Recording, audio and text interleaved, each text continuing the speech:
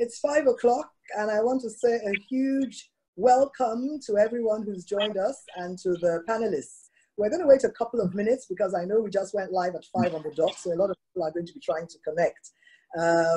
Myself and the panelists, we're just trying to make sure everything was okay so that technology wouldn't fail us. So it gives me great pleasure to welcome you to the third webinar that Eventful will be hosting this lockdown period. We started on Monday with a webinar for the events industry where we talked about overcoming the challenges that COVID-19 had imposed on our industry. As everybody knows, entertainment and events has been one of the hardest hit sectors by this pandemic. And basically what we did on Monday was to say, okay, enough of the doom and gloom. Let's now talk about what we do, how do we overcome it? What are the opportunities for us, even in this season? And we had a great time with 6 panelists from all sectors in the events industry. On Friday, we had an intervention for the Fashion Soup, which is one of our initiatives. And there we spoke about resetting the fashion bottom, because clearly, as we've said, there is no sector that hasn't been impacted by this pandemic. So we had 5 seasoned fashionpreneurs, as we call them, talk to us about the challenges they have faced and how they're overcoming them. And at the end of the day, for both webinars, what the feedback we got was that people left feeling very encouraged. People left, having insights and, ways to think, because we wanted to encourage people, think outside the box, think about what you can do, diversify, collaborate. And I believe that we were able to touch people. So today I have an amazing array of panelists. In fact, when they say relationships are everything, relationships really are everything. Because for me to pull together these 6, absolutely awesome individuals, all of them experts in their own fields, all of them extremely busy, but they have all agreed to come together today so that we can all share, they can share their knowledge with us. And what are we talking about today? One thing that came out of the Monday webinar was that many of us in the events industry, there's a lot of things that we have not been doing right. None of us have really taken the issues in law, our contracts. None of us have taken the issues in tax. None of us have taken the issues in health and safety. And even in HSE, yes. So we decided that let us bring participants from all these industries and insurance and let them come and talk to us about what we need to be doing post-COVID. Because all of us know that the COVID is here, it's here for a while. And yes, it's causing us disruption. So what do we do with our time? Let's begin to plan ahead. Let's begin to prepare our businesses for after COVID, because we are going to be under a lot of scrutiny, particularly the events business. Any business that gathers people together, where people congregate. Post-COVID, we're going to be under a lot of scrutiny. So it behoves on us to ensure that we have all our I's dotted and everything ticked that we have to do. So I'm going to start with Bayo Rotimi. Just to introduce Bayo. Bayo is the CEO of Quest Advisory Services, and he's also a faculty at the Enterprise Development Center of the Pan-Atlantic University. Bayo teaches on strategy, and Bayo has been very helpful in Eventful's journey. He has been with us a couple of times at our strategy retreats.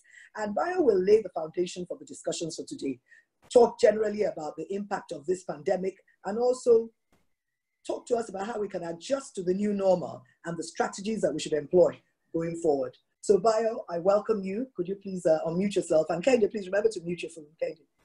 Thank you. So you have 10 minutes, Bayo. So good evening, ladies and gentlemen. It's a great pleasure to be here tonight. I trust that we're all keeping safe.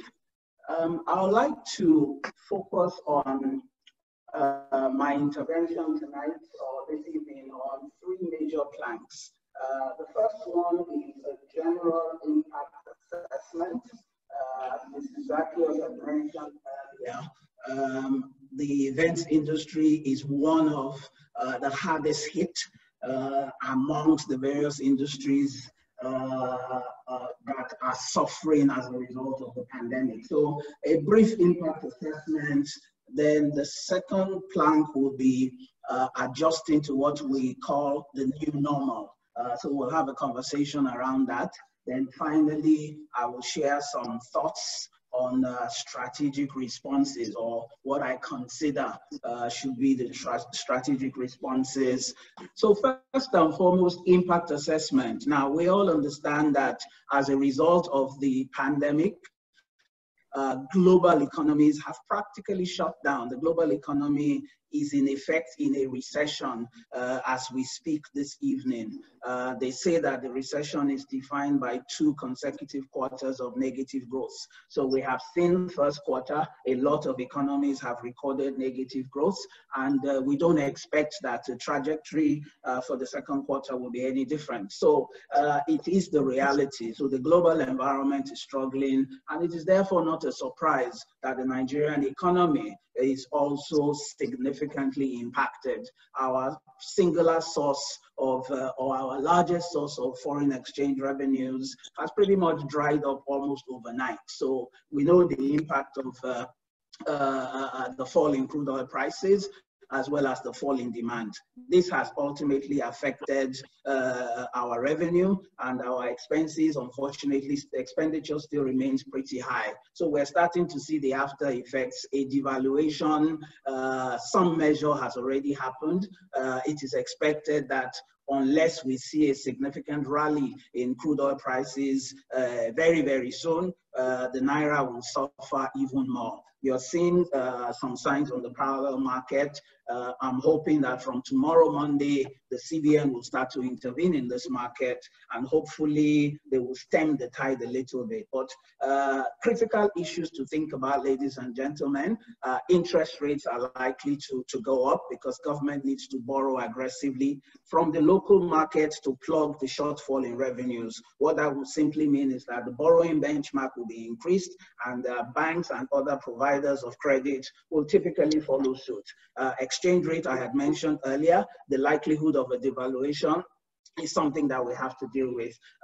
Finally, inflation. Inflation affects the purchasing power. So the higher the rate of inflation, the lower people's propensity to spend, because it directly affects their bottom line. Very quickly, what is the new normal? What are we seeing inside of the event space? One thing that has become very clear, some of you may have noticed that a lot of banks and insurance companies, Mr. Oshin mentioned his AGM just a short while ago. Now, a lot of these institutions are having to have virtual meetings, virtual conferences. These are part of the things that will become the new norm. I was speaking to Mrs. Zakios earlier this morning, and we were talking about virtual funerals and virtual Thanksgiving services. So the environment has changed significantly.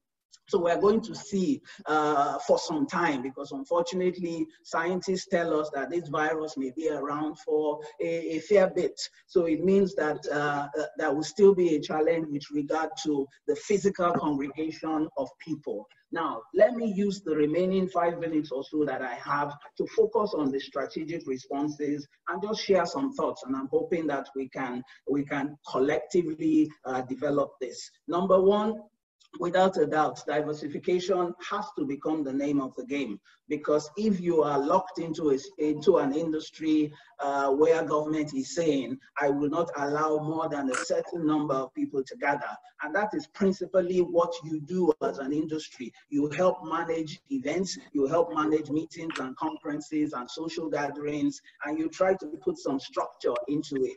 Or if we have a situation where people are not allowed to gather in large numbers anymore, then how do you deal with it? So my advice is, number one, we have to use this time, particularly this season of the lockdown, to look at the possibilities of diversifying our businesses, diversifying our revenue streams. If Nigeria as a country needs to diversify from its principal source of income, which is the sale of crude oil, similarly our own business, this events industry, we have to look for other sectors. Is it possible to diversify into what we consider to be the essential sectors, what we consider to be sectors that are largely recession-proof, which means that irrespective of the economic cycle, there will be a strong demand for the products or services that that particular sector is offering.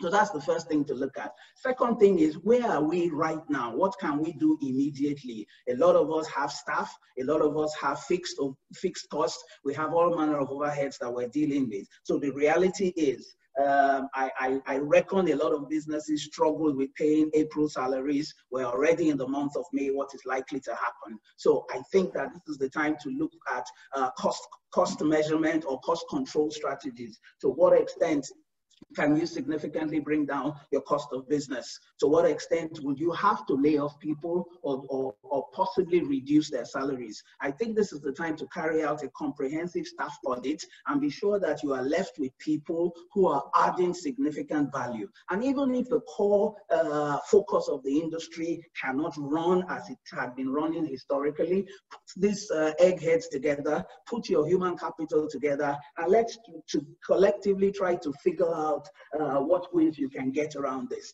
So the third thing I would also like to say is, in the same spirit of diversification, you know, you can diversify outside of your industry completely. You can also diversify within your industry, within your value chain. So who are the actors within the events industry value chain that are doing reasonably well? So I will assume that whilst the entertainers may struggle, but I will assume that the providers of food, the confectionery people, I will assume that their businesses still have some significant level of demand. So to what extent can we partner, collaborate, possibly consider strategic investments inside of these businesses?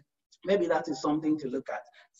Another thing I would like to share with you is, again, consider capacity building. To what extent can the resources that we have today, the human capital that we have, the physical infrastructure that we have invested in, are there alternative uses to which we can put that physical infrastructure?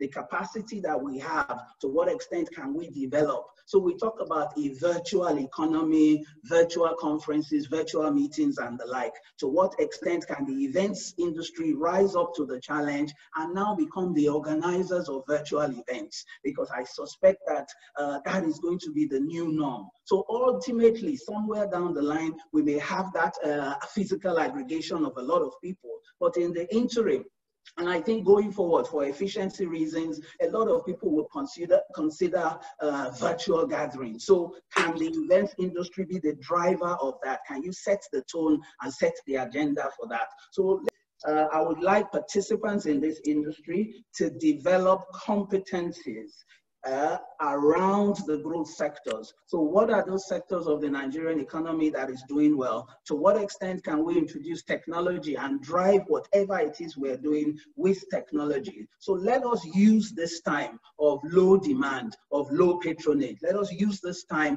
to develop ourselves, to get our staff and our colleagues to develop themselves and develop competencies across not just the events industry, but other industries, to drive that diversification that we spoke about. So I think, ladies and gentlemen, I have tried to run through. 10 minutes has flown by very, very quickly, but I hope that we can engage some more during the Q&A. Thank you very much.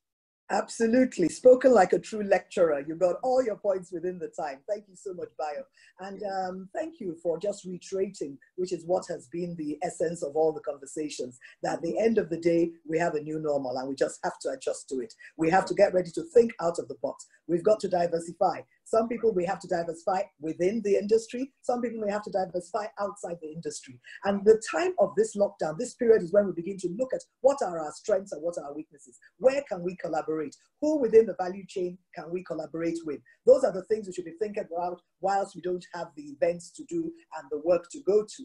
And then, of course, cost control. That is absolutely key. And sadly, you know, the most important asset to any company, its people, is probably the first to go when you're looking at how to cut costs. So every event needs to look very critically. As you've said, we have to have a staff audit. We need to consider who are the people that we can send to furlough, as they say, those we have to lay off. And those that maybe clearly, I don't think anybody can be paying full salaries when there's no income coming in. So those are key things that we have to look at. But I think for me, and I just want to reiterate all the strategic responses you've said, definitely it's really important that we have to embrace technology. I mean, this is something that, especially for those of us who are 50 and above and are not digital natives. We like it or not, we've got to become digital natives now. And we have to look for alternative use of our capital assets. We had a lot of excellent contributions from our panelists on Monday. And I'd like to say that we have that session on Eventful's YouTube channel now. So if you want to find out more about what the opportunities are in your own specific industries, please go to that. And with that, we'll now go into the law. And it gives me great pleasure to welcome somebody I can only describe as my brother, because to be able to get someone like him at such short notice, I really had to just really leverage this relationship. So Mr. Sola Adepetun is a senior partner at Akers Law. He has 38 years of experience in law. Now, Akers Law is essentially a corporate and commercial law firm with specializing in different areas of the law, and oil and gas sector is the one that Mr. Adepetun heads and specializes in. But generally, he's going to talk to us about corporate law, about the terms and conditions we must ensure we get into our contracts. In fact, did we even have contracts? He's going to talk to us about that. So, Mr. Adepetun, you have the floor. 10 minutes, please, of your intervention. Good afternoon, ladies and gentlemen. Sorry, Mr. Rotimi, can you mute your mic, please? Thank you. Good afternoon, ladies and gentlemen. Thanks very much, Yewande, for inviting me to participate in this webinar. I don't need to stress or to reiterate the fact that the COVID-19 pandemic is turning out to be an incredibly unusual and most certainly the most unprecedented external event of several lifetimes.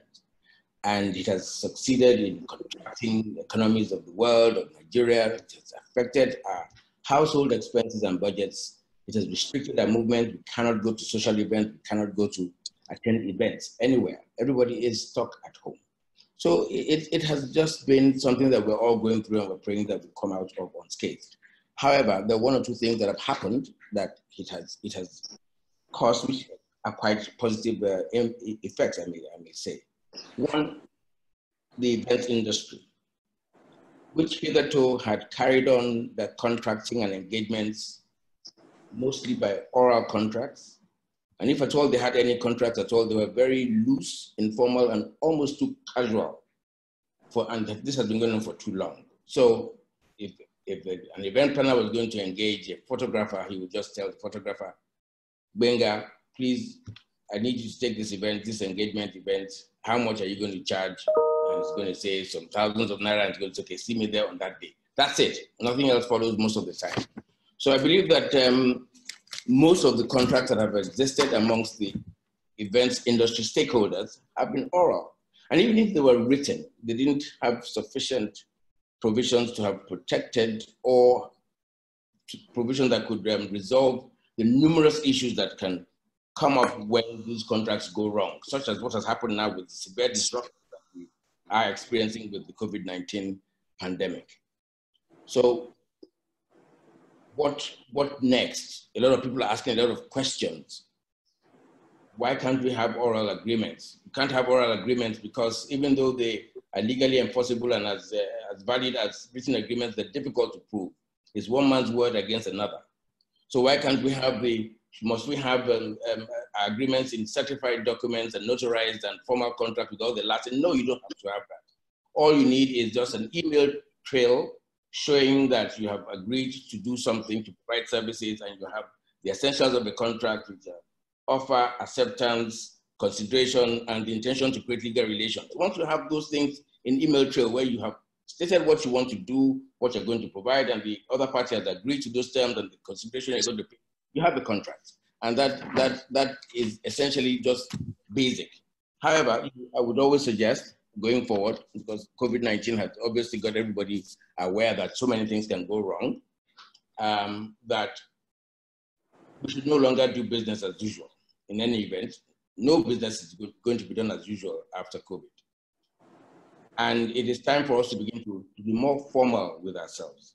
You, the industry practitioners, need to be more formal in their engagements. COVID has happened. Businesses have been severely disrupted suddenly. People are asking loads of questions. What should they have done differently? Why are there so many controversies, contentions, confusion, tension? What could we have done now? What has this thrown up? So going forward, every engagement of every engagement of every one of the stakeholders, whether it is celebrants, or the event planner, and the vendors, or the venue proprietor and the event planner, or the celebrant and the photographer, whoever, the event planner and the caterer, every one of those engagements must be backed up by a written contract. Must be backed up by a written contract.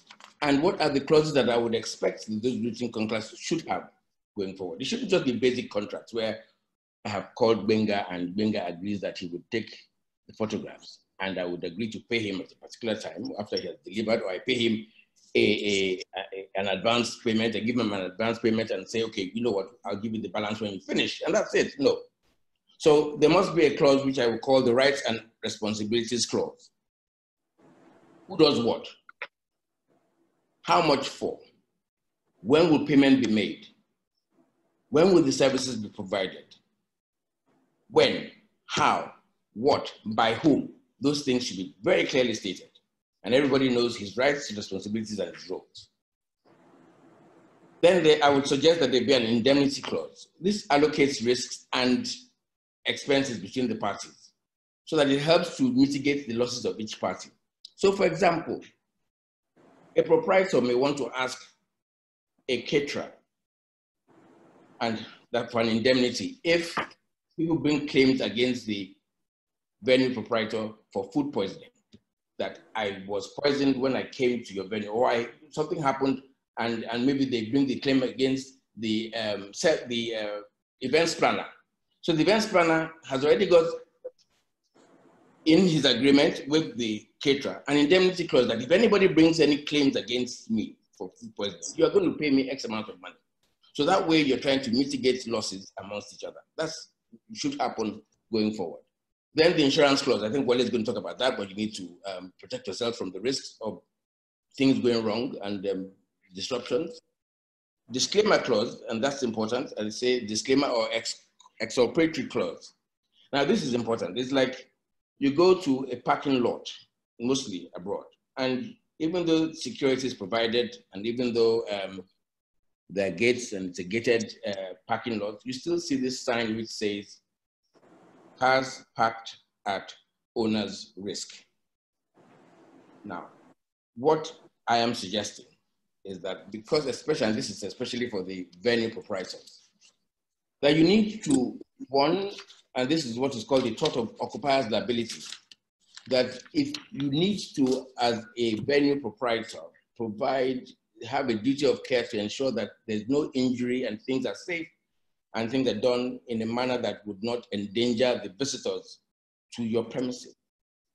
So you could have that, once that duty of care is taken and you are ensured that you exercise that duty of care, you could limit your liability by, for example, now that we have COVID, somebody comes to say, I contacted the disease because I came to your function and you did not arrange the chairs or arrange the tables in such a manner that would have avoided my catching it, and there was no social distancing arrangement, and therefore I want to sue you for catching, for getting the disease. You need to be able to have limited your liability with the disclaimer clause, which you are trying to at least exclude yourself from things that could only be caused because you have done the best you can, and you then need to say, I have done the best I can, the rest is up to you at your risk, and it is very clear in your contract. Then I also believe that you should have intellectual property rights. How do you deal with intellectual property rights? Most of the time when you're entering a venue, there's a photographer somewhere taking your pictures. And after the venue, you come out, he gives you your pictures and wants to sell them back to you. Who owns the rights to those pictures? The law says that it's the person that creates the rights, that creates the intellectual property that owns the rights. So the photographer actually owns those pictures, owns the rights to those pictures. So if you call your photographer to come and take pictures at the party, he actually owns the right to those pictures, unless in your agreement, you have agreed, your contract, you have agreed that the rights and the property rights of those pictures belong to you, the celebrant. So it has got to be clear. Otherwise, the photographer can say, I'm not giving you these pictures, they are mine, if it is not clear as to who owns those rights. What else will I suggest? Force majeure. Everybody's talking about force majeure. Everybody.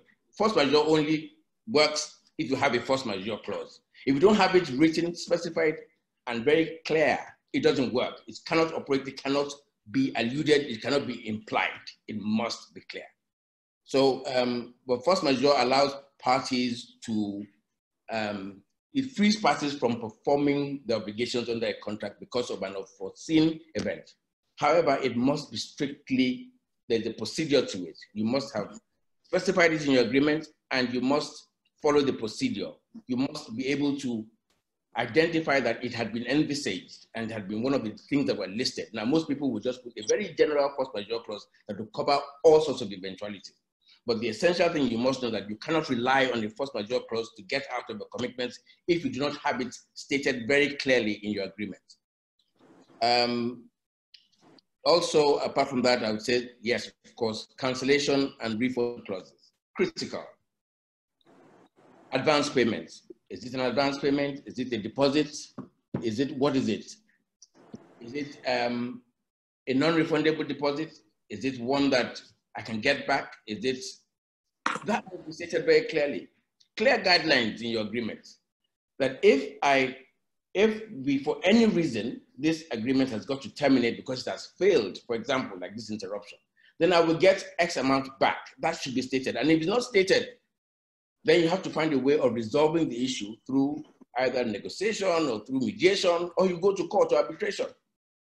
But that, if that thing is clear and going forward, those sort of things should be very clear. I know of one instance where somebody had an engagement party and had actually made an advance payment of half of the money. I think those were 1.5 million naira, and had paid 750,000 naira.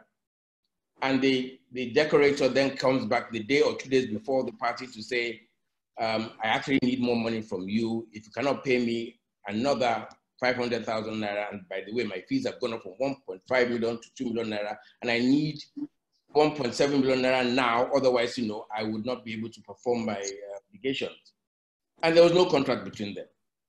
So this lady had to go and find somebody else who could do the decoration for cheaper, and then went back to the person and said, look, you know what, you didn't perform, can I have my money back? They went back and forth, back and forth. She was able to get 500,000 back of at the end of the 750,000 naira that she paid, even though the services were not provided.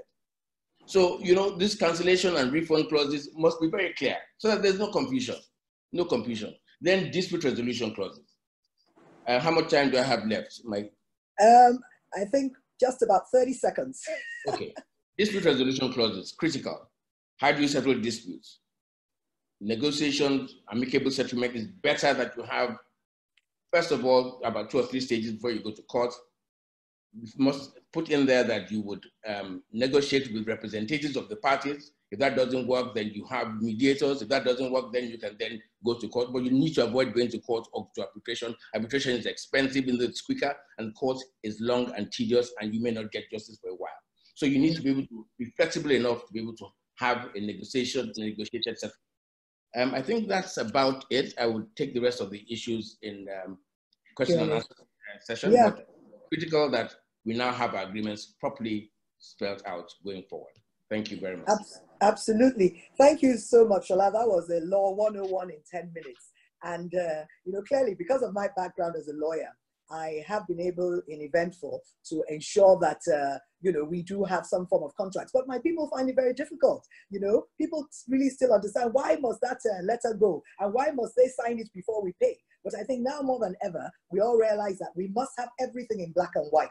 Rights and responsibilities. Everybody must know what they're supposed to do. That is the reason of giving them a vendor letter. So don't say, because they didn't come and get their check, you didn't give it to them. That's the kind of example you gave is exactly what can happen. So indemnity is key. Insurance, we're going to hear about now. And then that disclaimer clause, I think that is so important, especially for those of us that run venues. You know, so somebody slips and falls and breaks their leg. I mean, what do you do? But if there's a disclaimer there, then you'll be able to, I mean, of course, you must make sure you do everything to be sure that people don't have those type of accidents. But it's important that you put everything in black and white. And, you know, a lot of people, I find that when people call us back and say, oh, I'm not going to do this, and we say to them, it's in your terms and conditions. Nigerians, we don't read anything. You know, people just don't read. So make sure people read your terms and conditions so that they don't come back to you. But even if they do, at least they've signed. So absolutely critical. And I'll just share a little story about intellectual property. A few years ago when we started the souks at Eventful, I mean, we started calling them souks, but you know, there was really no pressure to register the trademark.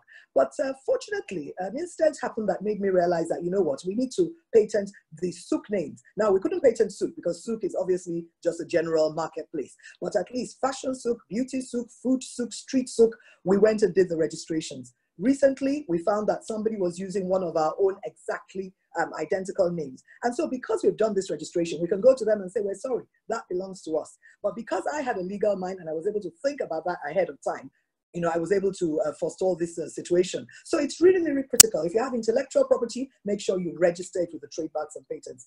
All these things are critical as we're going forward. We're in the next level. Post-COVID, there's no more playing around. And the people who are going to survive this period are the people who have these structures and processes in place. And this is why we've put this together, so you can all learn about what you have to do. And I know there'll be a lot of questions for you, Sola, around the refund and cancellation of deposits, because a lot of the venue owners are worried about that. Thank you so much for that submission. Mr. Oshin, can we see your face, please, because you are next. We're going from law into insurance. Wole? Thank you so much. Another brother of mine. I really want to thank you, Wole, for you know, being with us today. We were actually going to have this on Monday, but then when we realized Monday was going to be the first, you know, sort of working day, we realized that people would just be too busy. So I really want to thank all of you for agreeing to come on a Sunday evening to talk to us. So Mr. Oshin is the founder and group managing director of Custodian Investment PLCs, which consists of Custodian Life Insurance, Custodian and Allied Insurance Limited, Crusader Sterling Pension Limited, and Custodian Trustees. Wole has over 35 years of experience in insurance, so I'm pretty sure that there's no question you want to ask him he won't be able to answer. So Wole, you've got 10 minutes to please tell us what should we be looking at post-COVID in insurance for the events business. Oh, Yande, thank you very much. And I think I'm so glad that Sola came ahead of me. It's made my work very simple, because a lot of the policies I'm going to be recommending are actually going to sit on Sola's contractual advice. Well, basically, a lot of people don't take insurance seriously because they always believe, you know, it's an African thing. It won't happen to somebody else, or insurance companies don't pay. But the reality that we now find or we face is that catastrophe and events are actually real. We all know about what happened at the Wimbledon tournament, where $34 million was paid over a period of about 4 years or 5 years, only to $141 million for events. So this is a very good example of how insurance comes to play. People actually believe that insurance really exists. Why should I set aside so much money, you know, when it may not happen? But with what we have now, and as business owners, it's prudent and it's just risk management for you to ensure that you keep aside a certain amount of money on a regular basis, on an annual basis, sometimes on a quarterly basis, or if you're lucky, on a monthly basis, to the insurance company for an eventuality. It may or may not happen, but we've seen a lot of catastrophes in Nigeria. We've seen it happen in Lagos. We've seen things happen from time to time. You recollect sometime in 2017, when Lagos was shut down on a Saturday, I think it was July 8th, I'll never forget, the entire place was flooded. If Yewande had events that day, and I'm sure she probably did, it definitely was because the whole place was flooded, the entire Federal Palace. There was an Englishman, a white man actually rowing, you know, in front of Federal Palace. This is risk. You wake up one day and you meet something, the previous night it wasn't there. So there is no, you know, it's just prudent for us to begin to think insurance and begin to think of protecting our assets. And in saying this, I'll just pick a few insurance covers that I think are important and each event person should begin to consider moving forward. So I'll start with events liability insurance, you know, which essentially is insurance against the protection of third-party property damage, as well as liability, you know, against injury for any of your guests that are in a function. Sola had spoken about it. The third-party property damage could be even cars that are parked in the premises of an event center that is owned by an event owner or event manager. If something happens there, who is responsible? yes, there's the clause that Shola talked about, which could protect you in terms of the fact that you're talking about you're parking at owner's risk, but also within that same premises, something, you could have some precious jewelry or some precious assets that you brought into the premises that due to the negligence of maybe the waiters or maybe any of the people that are there, it gets destroyed and they come back and sue you. You could have a situation where water pours on the floor and one of your guests slips and breaks the ankle or has brain damage and has to go to hospital, and they come back and sue the event planner. These are real situations. As we move forward, we're going to have a situation where people are going to become more litigious. People are now sensitive because of expenses and so on and so forth.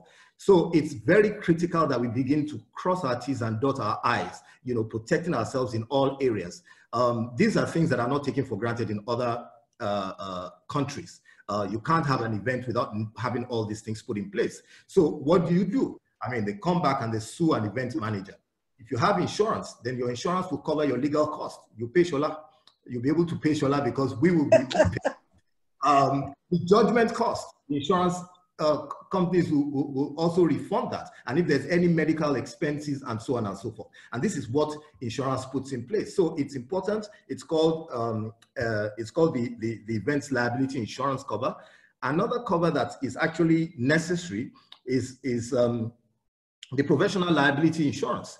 Again, Shola sort of like touched on it again, because this is a situation where you have an event, and for some reason your client is just displeased with the way you present the event. She comes or he comes and tells you that, look, you didn't do certain things. We agreed on certain terms. You are meant to use mauve, but the color of the mauve that you move balloons, the color of the mauve balloons or the decoration that you use, lighter than the one that we agreed on. And they come at you and they want to sue you. So this kind of insurance protects you against such liabilities, because people now, they spend so much money planning events and trying to make sure that things are okay. He talked about even the food, there's food poisoning and they come back and say that, look, it was at your event, things were not professionally done, things were not put together properly. So insurance comes into play over here. And there are areas that we have hitherto taken for granted. Nigerians are very family-oriented. We're generous people. I think the days of generosity are gone. Don't forget, this is not a home time. Businesses are being hit, and people are being hit on two fronts. The COVID is there, the oil prices are there. Bayo has spoken about it, and the reality is that the more people have challenges, the more they will get litigious, the more they will begin to look for loopholes and ways to recoup for their money. So it's important that you have proper risk management structure to be able to ensure that if these things come at you, you will be in a good position to be able to fight it and to be able to refund money if there is need. If you're not going to refund money, at least you'll be able to fight the cases if you're taken to court. So another insurance, which is typically the one that I know a lot of us are facing right now, which is the events cancellation insurance. This is really what we have today now. For some reason, this thing has hit everybody and we're unable to work. Some of you have received deposits to the events. You'd have to refund them. There's some payments that have been made for venues, payments have been made for food, payments have been made for clothes, all kinds of things have been done. And all of a sudden the event is canceled. And it's not necessarily for parties. What if your main speaker at an event, a speaking event, for some reason was not able to catch his flight, and the host sues you for poor planning as an manager? What do? You must be able to defend yourself and put in place proper insurance cover. What if it's a music festival, and you get there and the stage collapses, and the event could not take place? What happens as an event planner? So all these things, insurance comes into play. You don't do this kind of events. You don't, moving forward, it's important that you put in place insurance for all these activities, because once the event is canceled, people easily will come back to you and say that, well, the event didn't hold, so you owe us. give us the money back. But the reality is that you spent money actually putting up a stage. But it's just that the malfunctioned, or the musicians just did not turn up or did not turn up on time. So it's also very, very critical that we put these insurances in place and ensure it only costs very little. It's all about planning. Talk to your financial advisors, talk to your lawyers. It's about planning. It's about setting aside a certain amount of money on a regular basis. Once it's in your budget, you forget that it is there. It's just automatic. Go to sleep. But it's when you don't think about it and you see it as a chore, that's when it becomes a problem. So what you need to do to ensure that you set aside certain amounts of money, work with your budget, work with your finance people, your accounts, and just ensure that on an annual basis, insurance is paid. If you travel out, am I over time? Yes. Now? Yeah, really? Over time. Just round up. You can round up for us. Thank you. Okay. All right. So just moving forward, I think just to round up, you could also have insurances concerning equipment, because that also happens. Sometimes you lease equipment from people and you do bring those equipment and they're very expensive to the premises. So moving forward, I would just suggest that you take a stock of your goods, your assets, look at the things that you want to insure, the parties, the events that you believe require insurance, and you get on with it. But I'll take questions, as we go. Thank you very much. Thank you. Thank you so much, Wole. And when you were saying talk to your financial advisor, talk to custodian. Let me plug you there. Now, and you know what, Wole? That July 8th, we did have an event. We had our first beauty souk at Harbour Point, and everywhere was flooded. I know people were calling me that morning that, is it still going to go on? And I said, it has to go on because everything is ready. Now, if I'd had insurance, I could have just called everybody and said, you know what, it's over, knowing that I'd get the money back. But because I had no insurance, I did not even think of that. We went ahead and we were very fortunate. It was still quite successful, but a few of the vendors didn't show up because they lived in places where they really couldn't travel there. So the importance of insurance cannot be overscored. When we were talking this morning, I was saying to you that yes, we do burglary, we do fire, but I would never have thought of doing an event cancellation insurance. That is why that Wimbledon story is so fantastic. I'm sure when they were paying those high premiums all those years, somebody would have thought, you must be crazy. Why are you paying that kind of premium? And then the pandemic comes, so they're able to cancel Wimbledon and they're not out of pocket, at least not as out of pocket as they would be. So I think that is a lesson for everybody. So we've got professional liability insurance, events liability insurance, events cancellation insurance, employer liability insurance, and equipment insurance. I'm sure you're going to get a lot of questions. So right now we have almost 300 people online with us, and we thank you so much for being here. I'm sure you're all learning a lot. I am. I just want to let you know that we have a question and answer portal. So if you already have some questions from the previous speakers, please do not put it on the chat, put it on the Q&A. So after everybody has spoken, I'll go there and we'll be able to take some questions. Thank you so much. So it gives me great pleasure to go to the next speaker. We've done strategy, we've done law, we've done insurance, and clearly we've got to go to tax. So to the tax man, my brother, Mr. Ayo Subair, could you unmute yourself, please, Ayo? Ayo Subair is an accountant of note. Ayo, please unmute yourself. You're going to come in a minute. He is an accountant with over 30 years experience. Ayo is the executive chairman of LIRS. So I think if we need anybody who can tell us what to do about our tax, he is the man. And also, I have to say, LIRS has been so supportive of Eventful. They are one of our major sponsors of both our street souk and our fashion souk, and we really appreciate them for that. So, Mr. Subair, you have the floor for 10 minutes, please. Okay. Good evening, Madam Moderator. Good evening, other panelists, ladies and gentlemen, everybody who has tuned in to this occasion. Well, I'll start quickly with the background. The outbreak of COVID and its rapid spread globally has introduced a new wave of disruption never seen before. Health institutions are totally stretched, and it also has had a severe economic impact on government revenues.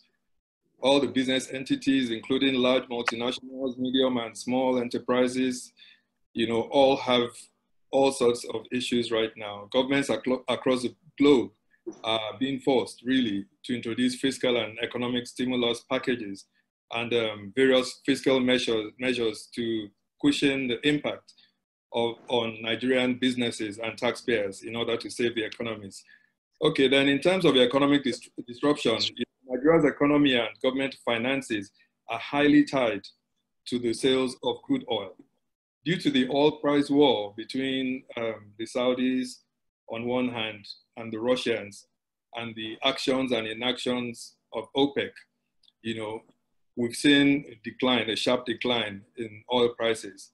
And although also because of the pandemic, there's been a huge fall in demand, obviously because, you know, a lot of the manufacturing concerns across the globe are generally not working optimally at this time. So consequently, government revenue is expected to fall in Nigeria by about 10 billion US dollars, which is a huge sum. Now, this could not have come at a worse time for Nigeria, already struggling with the budget deficit, dropping level of forex reserves.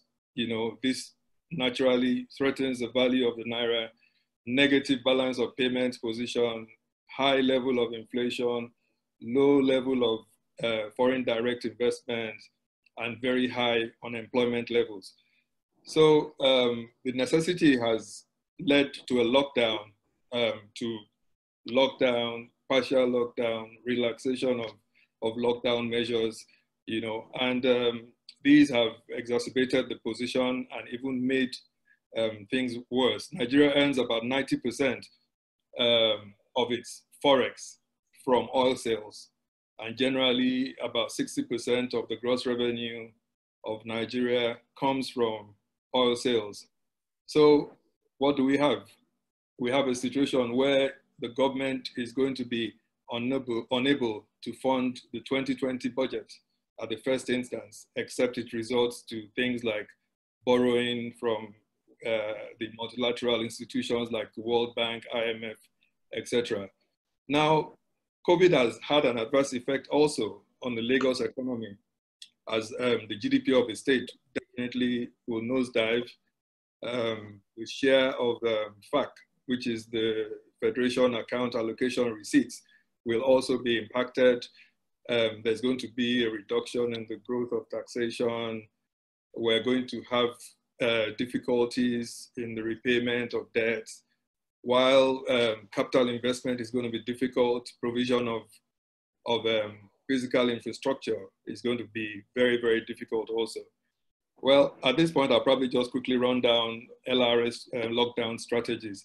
So as soon as we saw the trend, you know, the agency was quite proactive. So we drew up what you call a business continuity plan. And we also created a team that would work remotely from home. We gave them laptops, bought airtime, bought modems, just to keep the agency running. And well, I must say, if I want to be modest, that these measures have largely worked for us, as we are still open and we are still in operation. We have an end-to-end tax administration solution referred to as e-tax, and all our platforms, including our contact center, is actually open right now. So that's the way to go. So I'll quickly talk also about the social contract and tax authorities. Now, the social contract or political contract, like we all know, is an agreement between the people of a state and the government. The people generally agree to follow certain rules made by government. Part of this is, you know, the other side of it is that government will provide conditions under which businesses can thrive, to provide security, infrastructure, qualitative social services, while the citizens are expected to pay their taxes to facilitate the ability of government to execute programs and for the collective good, and also to create civil society. So we have the FRS, we have the customs, we have the state internal revenue services, which are all set up to administer taxes, some at the federal level and some at the state level. So LRS is works as a sub-national agency. So in terms of the COVID-19 palliatives, which a lot of you really want to talk about, you know, the government has to protect businesses, the citizens, taxpayers from the effects of the pandemic. Yes. It's expected that tax relief and incentive programs be set up. Yes. Now, like governments, you know, the governments are, like I said, they're going to have a real drastic lowering of the amount of revenue to fund the budget. so also will a lot of businesses. You know, cash flow issues are going to arise and all these things. So the palliative measures really are supposed to send a message of solidarity and support to taxpayers, which can lead to higher levels of tax compliance when things get back to normal. At least, hopefully, that's what we're hoping for. But taxpayers must, however, remember that government requires revenue to boost economic development, and making all the connections. You know, yes, the citizens have to pay taxes in order for government to be able to perform, provide security, protect all your businesses from unknown assailants. So proposed palliatives across developing countries have included debt relief, reduction of tax rates, extension of filing dates, discount for prompt payment of due taxes, instrumental payment of taxes, removal of penalties and interest, rebate on payee for companies who keep staff in employment, suspension of tax audits and investigations, review of withholding tax payment date obligations, reduction of property tax rates like land use, etc., levies and charges, and increased use of economic platforms and electronic platforms and emails for submission of documents to the tax authorities. Thus far, measures announced by Lagos State government for all residents and taxpayers, including the event and hospitality industry, are: one, extension of filing date of individual annual returns, that's the Form A, and relaxation of repayment date obligations within the State Employment Trust Fund. Now, we must note that the enabling law for the administration of income taxes in Lagos is the PITA, Personal Income Tax Act, 2011 as amended. This is a federal law, and you know, we need an executive order plus probably approval from the House of Assembly for backing for these waivers and incentives. This means that there are processes that must be taken to introduce palliatives, but the state and LRS will continue to review possibilities of further interventions being introduced by the way of tax review and reforms. Then I'll talk about post-COVID. Now, SMEs are a very, very important part, you know, of the Nigerian economy, and they should contribute largely to the economic growth, you know, and the survival of low-income earners and general social stability. So this is a very important sector that event planners, you know, belong to. So as we move into uncertain times, you know, caused by the pandemic, as we start to adapt our behavior to the new normal that several panelists have talked about, certain adjustments are required by all SMEs in the hospitality and event sector, including: one, risk monitoring of business operations, that is, factors that can impact the ability to do well and perform at high standards in the industry. I recollect a couple of panelists also talked about diversification of portfolios. You know, that's very, very key. Then the sound preparation of business continuity plans. That is very, very important at this stage. You need to sit down, all the entrepreneurs, you need to sit down, you need to reflect and determine all the various factors that can affect your businesses. Look at the strengths and weaknesses of your businesses and see how you can put all this in perspective to improve on your performance going forward. Then there's remote working or work from home rules, you know, that is really, really compulsory now, so as to follow medical directives like safe distancing and reducing health risks to others. You know, again, SMEs have to embrace technology. There's no way you can move forward without embracing technology right now, because it will potentially help you achieve better organization of your businesses as well as help you reduce costs. Then you need to learn how to separate business from personal transactions. You know, this helps you to improve on your accountability. You need to record all your transactions. There are a lot of small businesses that really do not keep any records. I'm not advising you to keep records so that the tax authorities can come at you. I'm advising you to keep records because these are going to form the basis for all the returns that you can file. If you call on to a professional to assist you, he's going to need the basic information in order to advise you of all the various government interventions that you might have access to, like the CBN intervention funds for your industry. Bank of Industry also does a lot in terms of intervention.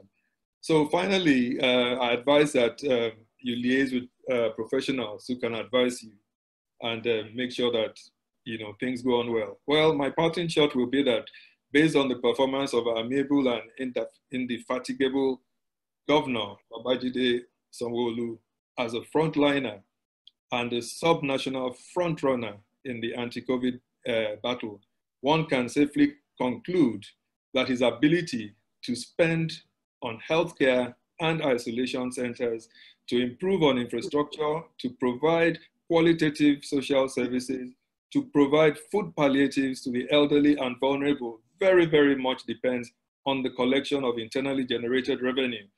There is a connection, and this is largely made up of taxes. Donations from you good-spirited Nigerians, have also helped to make the mark. But more than ever, it pays to pay your taxes. Now, I'm not trying to... okay, we get it, we get it. As long as income is generated and you are able to keep staff in employment, yes, they are provisos. Yeah. And at this point, I'll just stay safe, and I'll look forward to the Q&A session where I can take up more respondents. Thank you very much.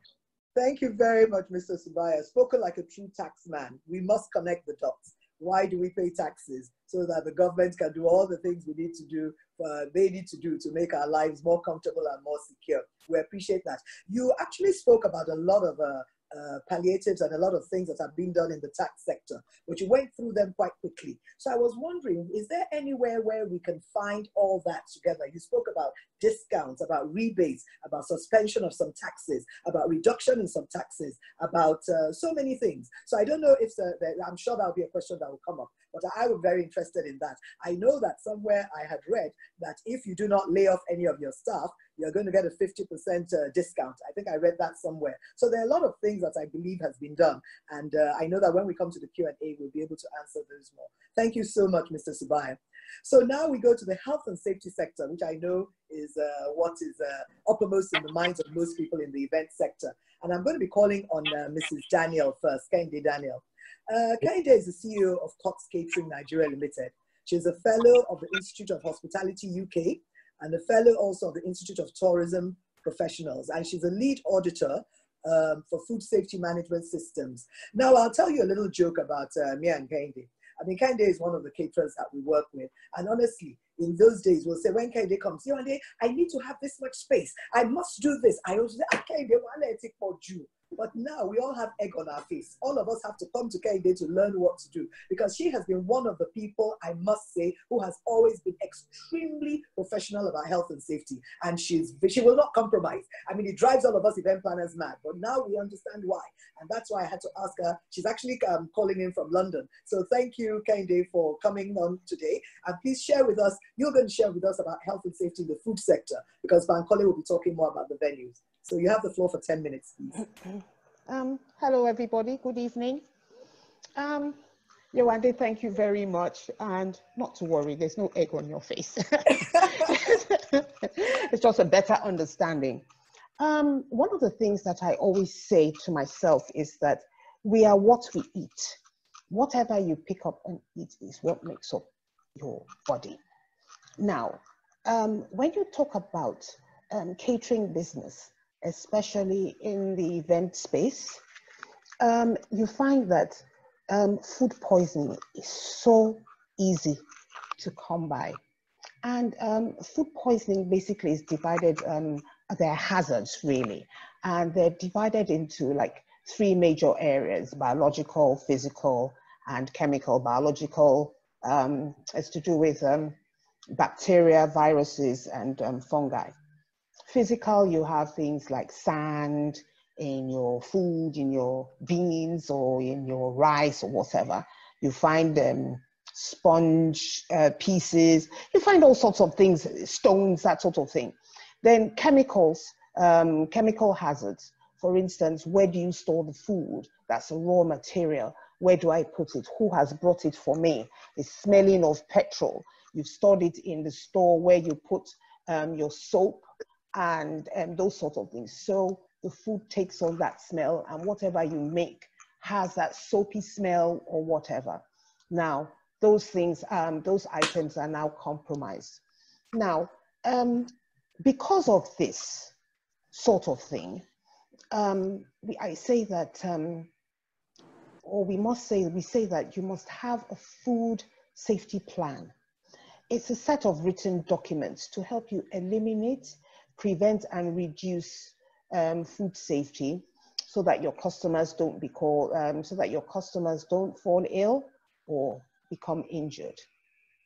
Now, the reason for this also when you do this in your business is that you reduce financial and legal consequences of causing food poisoning, which I think Sola had mentioned, and so did Wole mentioned about taking insurance. Okay, then you also have the financial and legal consequences of allergic reactions. A lot of us go out and we eat, but we don't really know what we're allergic to. You eat and then it's a form of food poisoning, but you do not know what has caused it. You just believe that, you know, what I ate it gave me food poisoning. In the meantime, you can have a gluten intolerance, and it can give you running tummy. So as catering companies or caterers, these are some of the things that you must know, you must understand. And in doing that, what we call HACCP, you have to imbibe a food safety system in your business. HACCP means Hazard Analysis Critical Control Point. What it does, it helps you, like I said, eliminate, prevent, and reduce hazards. You've got control measures that can be applied to prevent, again, and reduce these hazards. E.g., I'll give you an example of the first step, which is identifying your critical control points. This is where you control, it's a control measure. For instance, somebody is supplying you something. How do you know this supplier? Have you done any investigation about the supplier? Do you know where they come from? Okay, you must have reputable people supplying you things. And when they come to you, you check what was the temperature of the item. Was the box opened? Were the tins, the cans, were they swollen? You know, things like that. The vegetables that they brought, were there little creepy crawlies running around it? You know, these are some of the things that you need to put in place in order to control this measure. Then you have things like cooking temperatures. When you cook, you have to cook to a certain temperature. You have to understand that some things, if you don't cook it properly, for instance, chicken, when we grill chicken, sometimes it's a bit soft, it's a bit runny, and you find out that once you put it inside your cool box, it's waiting for the clients to eat it, and when they eat it, they have running tummy or they have food poisoning. Food business, you have to understand it. You have to understand the standards. You have to understand what it takes to prepare food from the farm to the fork, which means from where you buy all the way, and all the people along the food chain to when you're going to eat it.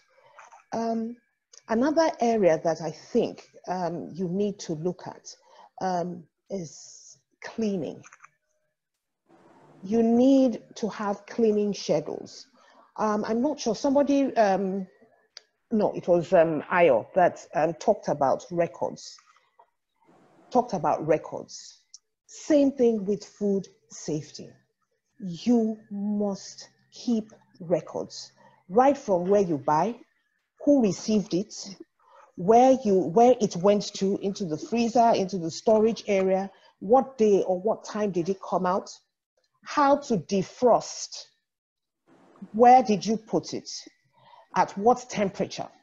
Then when you cook, we have what we call the holding temperature. After you've cooked, at what temperature was the food, did the food leave?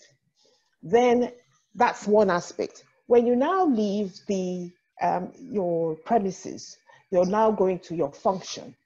This is why sometimes it is very important that event catering companies ask their event planners, what time will they eat? Because really and truthfully, after 4 hours of cooking food, the food is not at its best and it cannot be guaranteed. And in the food business, we say that coolers, cool boxes, they're just vehicles to transport food from one venue to another. Now, when you get to your function, you have to take the food out, put them in those burners, and you have to keep them warm. They've got to be at least 74 degrees Celsius. So you have to keep checking. And that's why sometimes you eat food and you say it is cold, it's cold, or it's warm. And when it is warm like that, is what we call the danger zone. It means that the food is warm, but believe me, bacteria has grown, and I mean, you're looking for running tummy. Okay, you will get running tummy. Yes. Thank you. Yes, you're almost. Do you just want to have a minute to round up? We're running quite. Okay, so there's so many areas that you need to look at.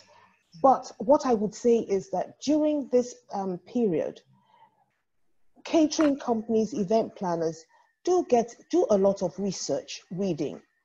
The Standards Organization of Nigeria with NAFDAC and so on. There are systems, there are standards coming out, which we actually are working on, that you can help, that will help you manage your business. Also, I know that there's a Lagos State Food Safety Commission that come to your premises and help you check and make sure and try to put the things that you need to put in place spot on. However, you need a lot of training. Thank you. I do. Yes, and that is it. You see, in this crisis, there'll always be opportunities. I said to Kehinde that, yeah, you may not be getting orders for food over the next few months, but what you may be doing is a lot of training, because clearly with the kind of details you have spoken about, we are going to need a lot of training to be able to reorientate our caterers so that they can understand the implication of all what they do. I think one thing that's going to be really important also is probably certifications. You know how in hotels abroad, there are only certain companies that they will allow to, you know, if you're not going to use the hotel food, they have a list of caterers that can, and those caterers must be certified. So we may have to get to that level so that people will know that, well, if you're coming to Harbour Point, they only use certified caterers, so you are sure you're not going to have a problem.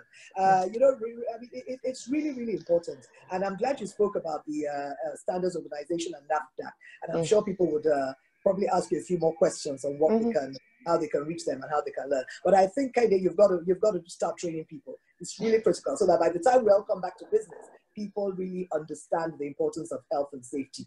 So now I'm going to go on to Mr. Bankole Akinrele, another brother. This is actually populated with my family. So I just want to say thank you to him also for coming in at very short notice. Bankole is the MD CEO of Danbury Engineering Limited, and they're a seasoned health and safety and environmental experts, providing specialized consultancy services for manufacturing industries, construction, power, oil and gas facilities. So Bankole is going to talk to us about the establishment of a health and safety policy post-COVID for event planners and particularly for venue managers, because clearly it cannot be back to business as usual. And I am quite certain Lagos State is going to hold us accountable to some very high standards going forward. So Bankole, you have the floor for 10 minutes, so we can still have a good 45 minutes of Q&A. Please go on. Yewande, thank you very much. Yes, I would like to talk to you about, given the challenges we are facing today, COVID-19 is a very contagious virus. And the biggest challenge is that people can be asymptomatic, have zero symptoms, but are carriers of the virus. So the best strategy to prevent illness is to avoid even being exposed to this virus. The effect of COVID-19 has highlighted issues of contagious diseases and its transmission, which in turn has affected businesses, of which the event management industry is one that has suffered a major setback. And this is primarily because the event industry is one that has to do with congregation of people, which we know is one of the high-risk factors in the transmission of the disease. As a result of this, event planners in the industry need to remodel their modus operandi, gearing up for business opportunities post-COVID-19. The pandemic has brought both risk and opportunity for businesses, and each business needs to strategically position themselves. Prospective clients and regulatory authorities are looking at organizations, suppliers, contractors that have adopted post-COVID-19 infectious disease prevention business models in line with international acceptable standards that can gain their trust and assure them of safe operations in their business relationship. So it is imperative to not only have an HSE plan in place, each business must have a full and robust implementation structure in place. And this is where companies like ours, HSE solution providers, can be of assistance to managers and planners. Typically, an HSE plan will consist of the following factors in relation specifically to event managers: a standard post-COVID infectious disease prevention policy, personal protection equipment policy, completely new standard operating procedures, safe systems for operations, adequate information instructions, on-site safety training, consultancy, monitoring and supervision, proper emergency response plans, capacity of how many attendees can be safely accommodated inside a venue post-COVID-19, what are the existing and potential hazards of the venue in question, proximity to emergency facilities such as hospitals, COVID-19 isolation centers, and fire stations. And what we would typically do is to carry out a risk assessment analysis. Risk assessment analysis will involve rating risk levels on a scale of 1 to 5, with 1 representing a negligible risk and 5 representing a very severe risk. The outcome of the risk analysis will be utilized to calculate overall risk and utilized as a means of developing a strategy to minimize potential risks to the lowest possible level. Let me just mention a number of these risk factors, which Kehinde alluded to. Number 1, trip or equipment hazards. At your venue, are there cables or other obstacles that people could trip over? Is there glass people could bump into? Could people come into contact with generators and other hazardous equipment? 2, crowd management hazards. Event venues with seating arrangements of 1,000 with post-COVID-19, you are looking at 500 to 600 seats based on social distancing. Weather hazards. Could the wind pose a risk to the stability of your structures? Could electric equipment get wet through rainfall and cause electrical shocks? Environmental hazards. Could event activities damage the venue or site? And how is your waste management managed on site? Is your refuse dump, does it pose a health risk to others? Could contamination occur from any form of spillages? Fire hazards. Do you have safety measures for caterers working in the kitchen? utilizing barbecues or stoves? Do you have fire extinguishers, fire alarm systems, and smoke detectors? Catering hazards. Could ovens or hot water cause a risk? How will food allergies be handled? Air conditioners in confined spaces can be a hazard in post-COVID-19. In very large gatherings, in confined spaces, air conditioners could potentially encourage the spread of the virus. Although studies are ongoing to verify this, contingency measures can be put in place to mitigate this potential challenge. There may be need to provide adequate natural ventilation where it has not erstwhile been provided. In addition to good natural ventilation, air quality can be improved by mechanical means, which makes use of convection currents to reduce relative humidity. I mean, we have already engaged an architectural company in designing specific solutions for this particular purpose. Finally, you need to identify all possible risks and who is at risk, be it the attendees, your crew, members of the public, or the venue itself. And special emphasis has to be placed on the most severe risks, which must be prioritized and timetabled to reduce risk to an acceptable level. Now, with post-COVID-19, there are a number of factors that you need to consider in implementing your new standard procedures. These include preparing a plan to prevent infections at events, pre-order of sufficient and appropriate PPE, emergency plans if somebody is injured, falls ill, or indeed begins to exhibit symptoms of COVID-19. Communicate preventive measures to attendees as well as best practices in public gathering.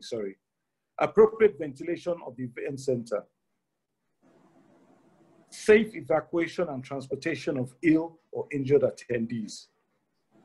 Provide on-site training to caterers, suppliers, and other subcontractors of event planners. Raising the alarm. How will you communicate the emergency with staff and others at the venue? Informing the public. Do you have an adequate public address system? What is the procedure for stopping and restarting the show? On-site emergency response.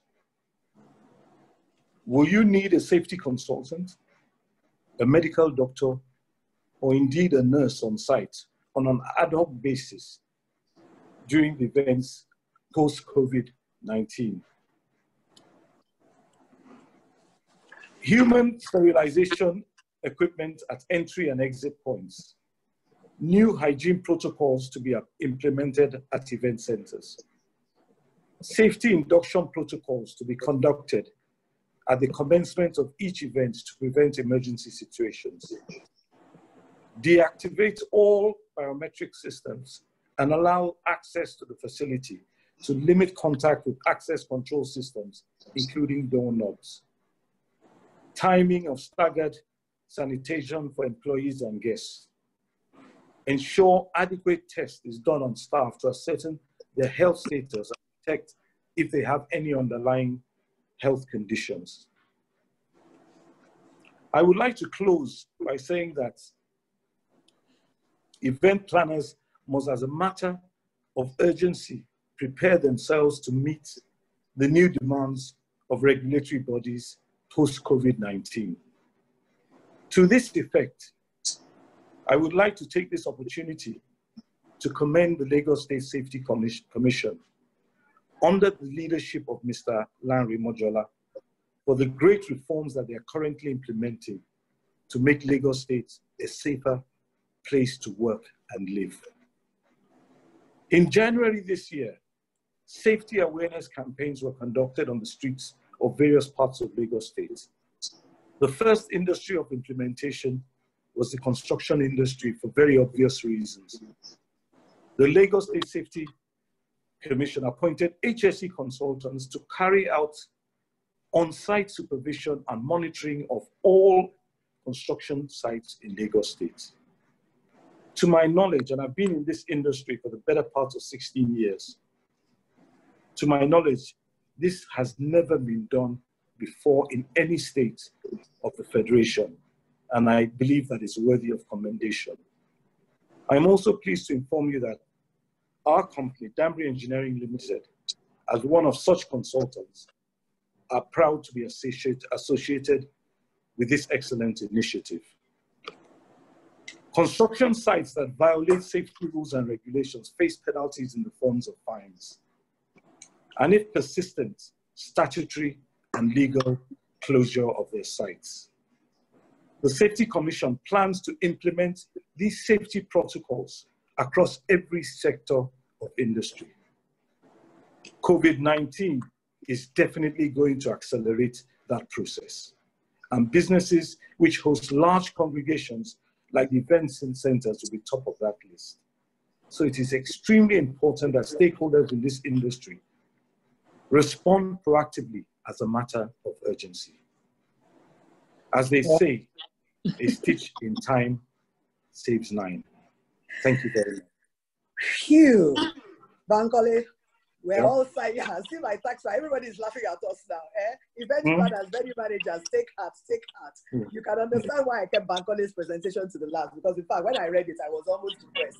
I said, all these responsibility on us for event planners and venue owners. But guess what, guys? It has to happen. These are very, very high standards, but these are standards that we must live by. These are standards that operate in the developed world. And we just, I mean, COVID-19, as he said, is just accelerating it. I mean, these are serious responsibilities you're placing on us. I mean, I cannot imagine that I have to be the one to be sure that somebody who does not have COVID enters as well, and then be able to rush them by emergency. I mean, but you know, it is what it is. And as you've said, they're going to be looking at event centers with a huge microscope now. So, you know, this is the time. We don't have events, we don't have business. This is the time where we just get our acts together, employ consultants in all the areas we've spoken about. This is why we brought them together. We need people, we need lawyers, we need insurers, we need people in health and safety. We need to get our tax right. I mean, we just need to use this time to sort out ourselves so that we can bring our businesses up to the level where they can pass the scrutiny. Because as you say, I mean, some businesses may actually survive this period and then be closed down because they are not able to meet up to the very stringent standards of the Lagos State Safety Commission. And Bankole, I understand you asked some of them to register, so they're listening to us as we speak. So I want to really, really thank you. You have all shared from your wealth of experience, and I think that anybody who has listened for the past 1 hour will know that we all have a lot to do. And I hope that this session will encourage you to really go out there and raise the bar. So I'm going to go to the questions now. And what I will do is, as I take, wow, we have almost 50 questions and about 40 minutes, because we must close by a few minutes to 7 because of our Muslim brothers and sisters who need to break their fast. So I will look at the questions and I will direct it to whoever I think it might be applicable to. Well, I don't really know if any of them can answer this. Maybe I'll try Mr. Subair. Capturing all the internet usage. This may be with revenues being made, taxes thereon, or ensuring our communication channels. What happens if our systems go down? I don't think any of us can really answer that. What happens if our systems go down due to the epileptic power supply? Edward, Mr. Subair, can you help him at all? Okay, well, part of what I said was that we all need to embrace technology. And embracing technology also involves the use of experts. So even if you're small, I'm sure you have family, you have friends, you have somebody who can advise you on the best devices to put in place. It's as simple as ensuring that you have internet connectivity at all times. And of course, if you can use a smartphone, you will be able to cope. So yes, there'll be failures and all that, but you also have stabilizers and UPS that can help you keep your businesses running. I don't know if that You know, these are very uncertain times, and it's very difficult to predict. And what I'd actually like is I'd like all the panelists to make their answers very brief, because obviously you cannot provide every answer in every detail. So just to give them an inclination of where to go, because we have 50 questions that I'd like to get through, 47 now. I'd like to get through as many as possible. Rotimi, Mr. Rotimi, yes. Thank you so much for the wonderful tips. Please, sir, how can I diversify within my sector? I'm a trained chef in the catering business. This is from Tasty Appetizers. Bayo, can you answer him? Please unmute yourself, Bayo. Unmute yourself. Bayo, you need to unmute yourself. Okay, but we can't hear you. Can you go increase the volume on your microphone, please? Can you hear me now? Yes, I can. All right, thank you very much. So you're already in the catering space. I mentioned that if you look at the entire value chain for the industry, those who are in food and beverages seem to be faring better than some of the others. So my sense is that your space is actually one where demand is still high. What I will ask and enjoin you to do is make sure that you are delivering quality on a regular and on a consistent basis, because there is strong demand for what you are offering. Then it may also be a function of you expanding your marketing strategy. So what are the tools, what are the platforms you are using to get information about who you are and what you do? How easily are you disseminating that information? So I think you are in a good space. Just expand on your scope of activity. Thank you. The next question comes from Catherine Bickerstead. Hi, Catherine. Thanks for joining us. Many health providers and insurance exclude COVID-19 related consequences. Can you legally get sufficient health and insurance cover for employees? Even the NHS does not provide treatment to all who catch COVID-19. Mr. Oshin, could you answer that for us, please? Can we actually get insurance for COVID-19? Mr. Oshin, unmute yourself, please. Sorry about that. Yes, COVID-19 at the moment, of course, is not covered because most people never envisaged that this will be. In the advanced countries, they do have extensions of the policies that have viruses and things like that as an extension, which could destabilize businesses. So, and that's where the Wimbledon cover was able to attach. So it has to have a clause that extends to viruses and so on and so forth to be able to cover something like COVID-19. In terms of the health aspect of it, well, right now the insurance industry is already covering health for those in the front line, and that's like a gesture. So we do have that cover, but we have it specifically for the health, the frontline workers against death and against any form of illness as a result of COVID. But it is not as though it is in standard insurance policy. So moving forward, these are things that are being looked into and will be provided. Yeah. Thank you. Dupe Fagbaby, thanks, Dupe. I think Ayo has answered your question. You probably brought this in earlier. She wanted us to discuss that we should be proactive, not reactive, and begin to have business continuity and plans and crisis management. So I believe Mr. Fagbaby has answered that question. Thank you very much, Dupe. I'll go on to the next one. Yeah, and that is, will the webinar be made available afterwards for reviewing? Yes, we're going to put it on Eventful Nigeria's YouTube channel. So by tomorrow, it'll be up there. So that was for me to answer, not anybody else.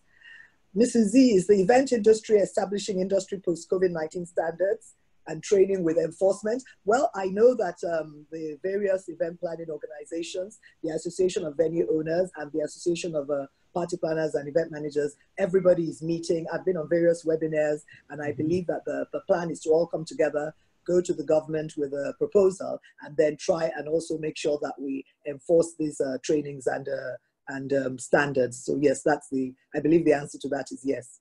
So Mr. Adepetun, Mr. Adepetun, are you listening? Does it mean that if an event planner engages me, Photonimi, to photograph an event, we'll have to exchange contracts? Korede would like to know that. Yes, you will have to exchange contracts. If you do not exchange contracts, what will happen if, for example, Mrs. Zacchaeus, the Eventful, pays you in advance for the pictures, you go ahead and buy expensive albums, and then she cancels that engagement, what happens? How do you determine how much you're going to get back? How does she determine how much she's going to get back from you? How do you recover the cost of the albums that you have purchased? And what happens? So it's good to have a contract so these sort of events or this sort of occasions or whatever can be researched and determined. And as you said, Shola, you said it doesn't have to be contracts with Latin terms and millions of pages. That even an email exchange, it just needs to have the basic things. And I think, Korede, I'm sure we do that with you. I mean, you get a letter. So I think those are the kind of things that people will have to employ going forward. The other two questions are also for you, Shola. One is, how does one register intellectual property in Nigeria? That's from Kumbi Oshinoiki. And the other one is that as a service provider, this is from Mubo Adegoke. As a service provider in the food sector, I have experienced clients who will tell you they do not believe in contracts, especially the older generation. How do we get them to sign? So those two questions for you very quickly, Shola. Okay, quickly. The registration of intellectual property, we have a trademarks registry, we have all of that done. That's very well structured in Nigeria, and we have laws that deal with that. Okay, Mr. Oshin, do you think the insurance, sorry, did you answer the other gentleman, the man who wants to know how does he deal with the older people? I think that for those who are very reluctant to sign contracts, it's very easy. You just make sure that whatever you agree, you state it in an email and state all the conditions and the terms that you agree already. And send the email to the person and just say, please, if you're in agreement, just confirm yes or no. If the person says yes, I'm in agreement, that's an agreement. So you draw up the contract by putting all that you want in an email. Make it easy for him to sign and to agree. So you're just like confirming your earlier discussions, and please, you want him to confirm that this is okay by you. If he says it's okay by him, that's an agreement. Yeah. Okay, two questions for Mr. Oshin. Mr. Oshin, do you think the insurance industry in Nigeria is capitalized enough to take on the quantum of post-COVID-19 insurance, which should ideally be put in place? That's from Catherine. And then another question from Timitokwe. Who bears the liability of insurance for an event, the client, the planner, or the vendors? Thank you very much. The first one, thank you very much, Catherine. The insurance industry is capitalized enough because we work in layers. The industry is such that we work, with reinsurers and we work with ourselves. So the risk is spread across the industry and then it's taken outside the country. So it's usually not localized. Most of the risks are taken out of the country or amongst insurance companies. So in terms of capitalization and in terms of strength, yes, to a large extent we can do it. And then the second question has to do with oh, sorry, I had moved on to look at other ones. Let me just see if I can find it again. Who bears the liability of insurance for an event? The client, the planner, or the individual vendors? Okay, excellent. Well, it depends on who is sued. I think maybe Sola should have answered this question. Yeah, so it depends on who is. I mean, if you're sued, obviously, I would expect that if contracts are put in place between the event planner and the client, all these issues would have been spelled out, and it would be a lot easier. The terms of engagement will be clearer. Insurance only comes in, where you have taken a policy, where you have a policy in existence. If you have a policy in existence with an insurance company for liability, then the insurance company steps into your shoes and is able to pay claim. So that's the way it works. But I think it's going to sit on contracts, existing contracts. Okay. Mr. Subair, can you please tell us the new dates for submission of tax returns in the light of COVID-19? Also, do we have any tax breaks occasioned by losses of no activity? That's from Adeyemi Adetunji. Yeah, okay. This is another one. Will the event industry be given a tax holiday as a palliative to the present loss in revenue, and for how long? That's from Omalara, so I think that's more or less the same question. Okay, our experience in the agency has been that even if you extend filing periods 6 months ahead, everybody will still file 2-3 days before that deadline. So really and truly, does it make any more sense to keep on extending? But I would like to tell you that we will look at that request. We're already looking into it and looking at the pros and cons of extending that deadline. Secondly, the other question asked if there would be tax breaks for the periods in which there was loss of business. Well, as you know, taxation is based on earnings and making profits.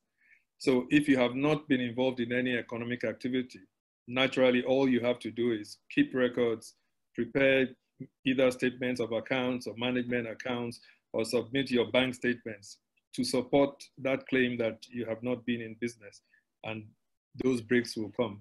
But it's a one-on-one basis. There's no blanket rule about this. We will view each request as it comes. Okay, I think the next one is for, I think the questions for health and safety must be right down the bottom, so I'm going to scroll to them quickly. But this is for you, Mr. Adepetun. We're planning a wedding for November, and though we're fully aware everything is still fluid, we really need to draw up contracts with all the vendors, stating clearly that in the case of a postponement or change in location, 100% of all deposits will be moved to the new date, with no changes to the fees and agreed deliverables. Is this practical or far-reaching? Should we instead not pay any deposits at all? But if we don't, how do we secure or lock down the vendors? So I think what she's saying is that if this event is postponed to, say, next year, the vendors may say they cannot hold them to that price. And she's wondering how she can do that. Well, I think it's, again, it just throws up the need for you to have an agreement, your rights and responsibilities clause. What is going to be delivered? When is it going to be delivered? If it is not delivered, or if the services cannot be provided, what will happen? So if you want to lock down, then you have to negotiate with the service provider or with the vendor, the venue proprietor, that you have got to agree on the period that you want the service, you've got to agree on when the occasion, the event was going to hold. If it is moved, you've got to agree on what will happen if it is moved. If the deposit is paid, you've got to agree on whether you'll be able to get the whole of the deposit back, or you're only going to get some of it back. What will happen if the venue proprietor has already spent money and gone ahead to go and maybe hire decorators or pay decorators or whatever, just for that event? Or even indeed change her position or his position just to accommodate your event. What happens if after that you then say, look, we want to move it? How does she get her money back? How do you get money back? Are you entitled to get any money back? All of this must be discussed. We never used to discuss things before. But this now, with COVID and all the disruptions that we discussed, you need to sit down and think of all the eventualities, all the things that can happen between now and November. And what will happen if by November we're all still restricted to our homes and you have got to move it forward? What is going to happen? You've got to sit down and put on your thinking cap and begin to write down the things that you want to discuss and negotiate with the service provider. Exactly. Mr. Subair, Korede Olabanji says, I should tell you that personal income tax returns have been extended from March 31 to May 31. But he thinks that May 31 should be further reviewed following 6 weeks of nil income and family obligations remaining constant. So I have passed his message on. Yes, no, but it's important. I mean, these claims are very valid. But maybe I need to also drop in that, for direct assessment, which is what this applies to, filing your tax, you're filing an account of your economic activity in the prior year. So, trying to juxtapose that with the present happening, that's why I keep on saying that we cannot have, general rules on this.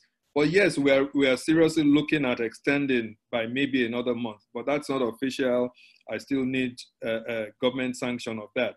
But it's something that we can look at. But please remember that you are filing your activities for 2019 and not the COVID period.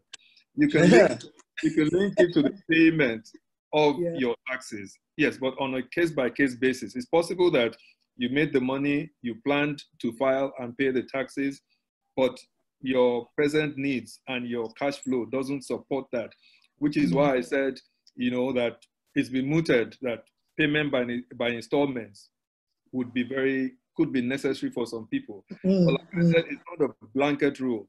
It's on a need basis. So please take your chance, make your applications, make your positions known to LRS. We are human beings, we listen, and we will entertain your requests.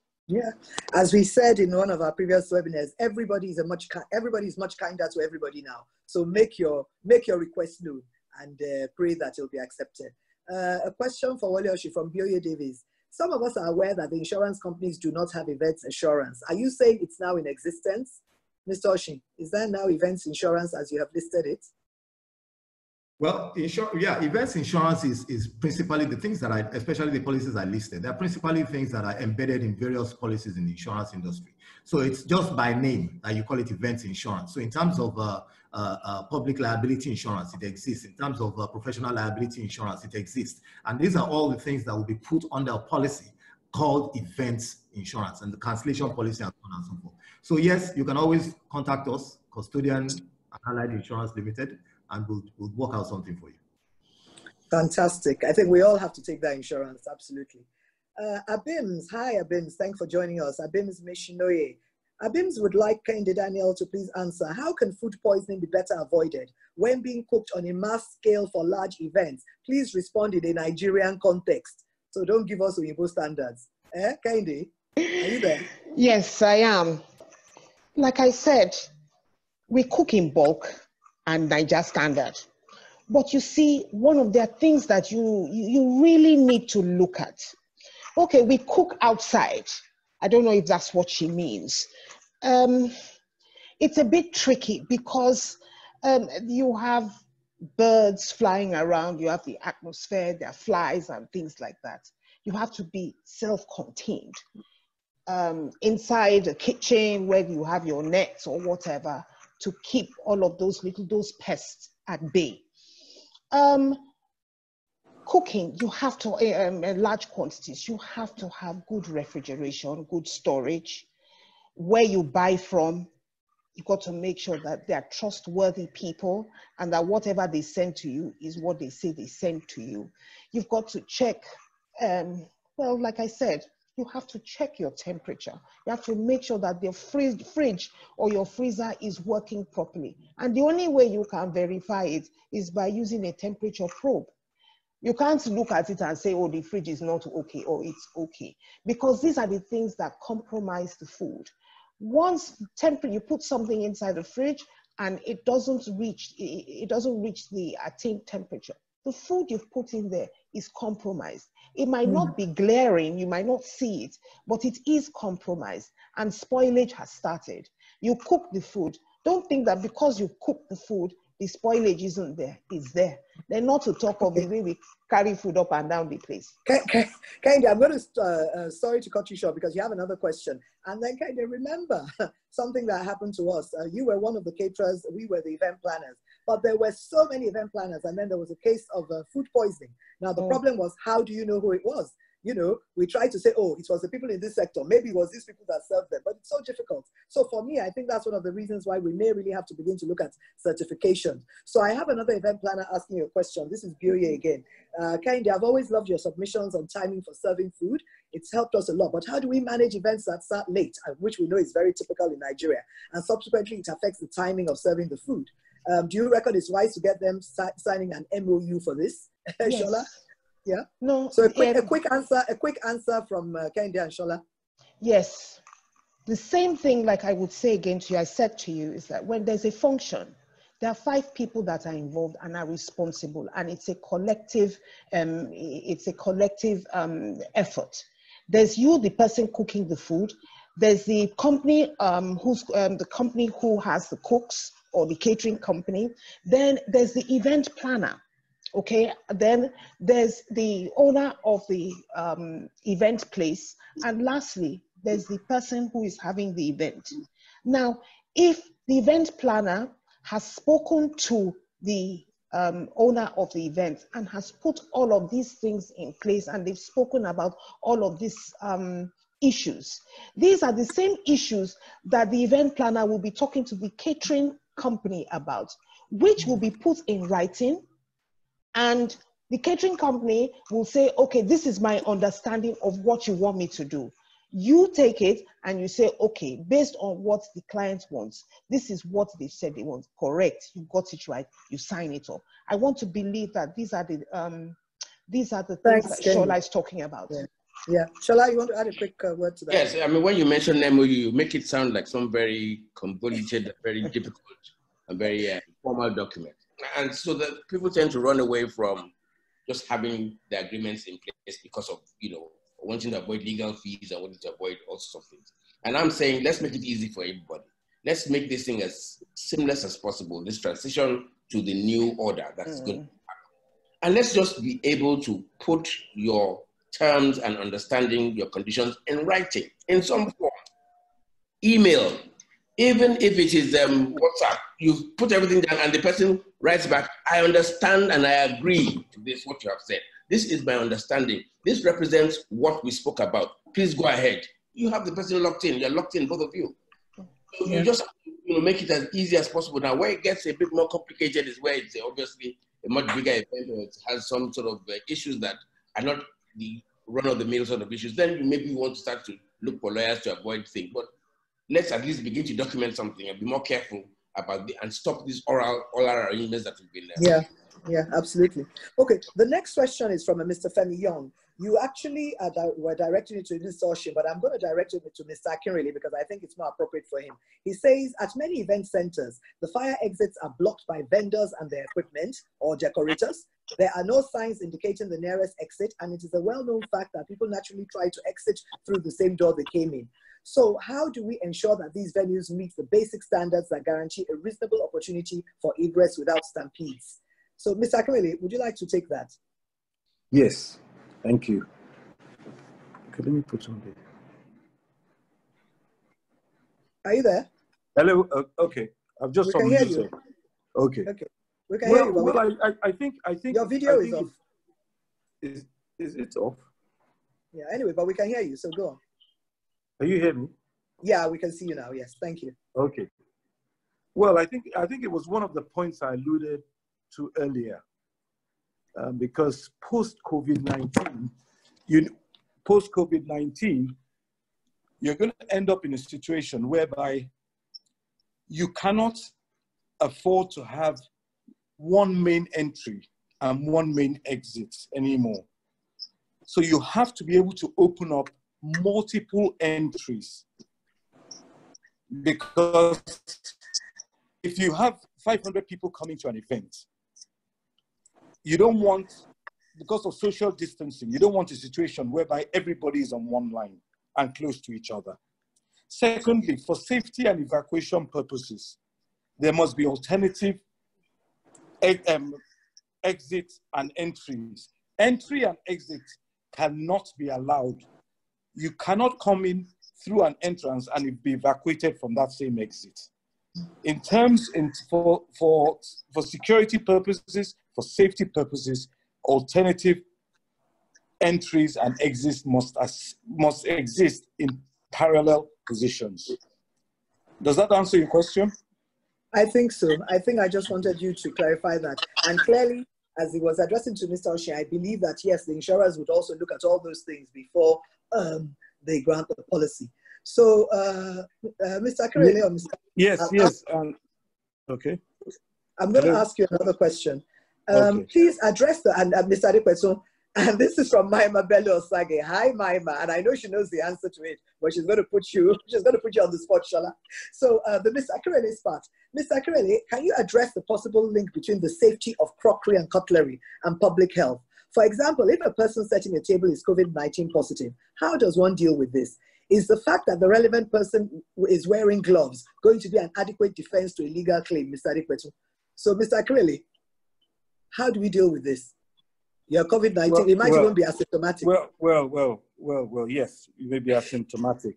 But I think the first thing you're going to actually do is obviously you use a temperature test.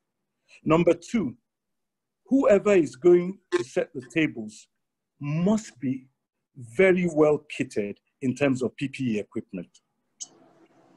Now that requires you to, if you're talking about people are going to serve, you're going to get to a situation whereby you're going to need people to wear nose masks. You may have to have goggles. But there are also these human shields, these head shields that are available now, which I'm sure you've seen on CNN all over China. that gives you maximum protection. And the person would obviously utilize gloves. Now, with utilizing a nose mask and to use a head shield, it will be almost impossible for a carrier to infect somebody else.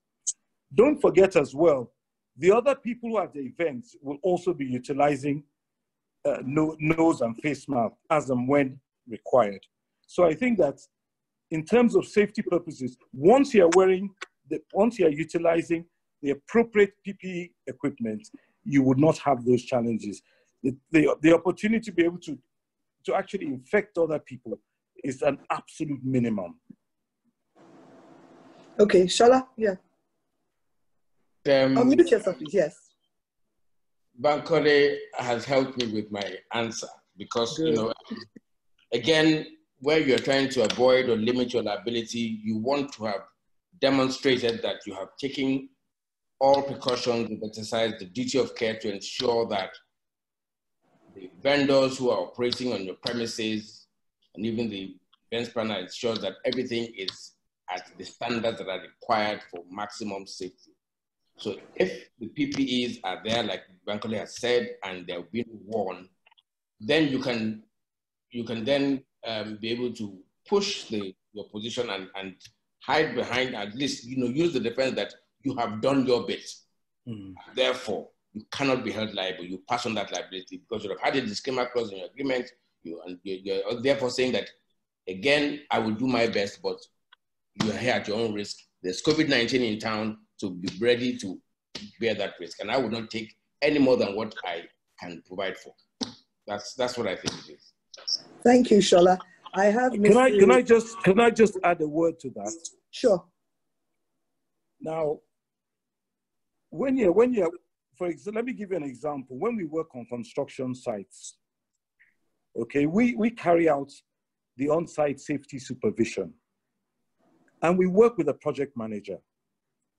But we also carry out our own workmen compensation policy, insurance policy, which compensates our consultants if anything happens to them, they get injured. But over and above that, we also purchase public liability insurance.